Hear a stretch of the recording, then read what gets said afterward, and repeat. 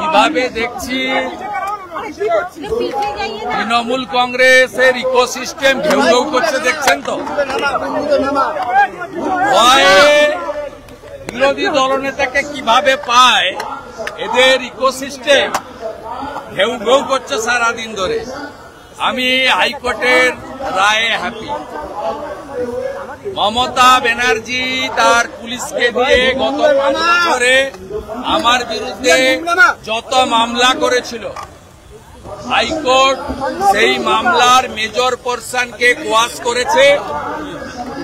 বাকি মামলা সিবিআই কে দিয়ে সিট বানিয়েছে। রাজ্য পুলিশ যে মমতার পীড়নক রাজনৈতিক টুল, এটা হাইকোর্টের আজকের রায় প্রমাণ হয়ে গেছে। আবার মিথ্যা মামলা করলে আবার হাইকোর্টে যেতে আমি পারবো, সেই লিবার্টিও হাইকোর্ট দিয়েছে। অতএব দেখবি আর জ্বলবি, লুচির মতো ফুলবি। নন্দীগ্রামে হারিয়েছি, ভবানীপুরেও হারাবো। মমতাকে প্রাক্তন করবো, ওর ভাইপোকে জেলে পাঠাবো।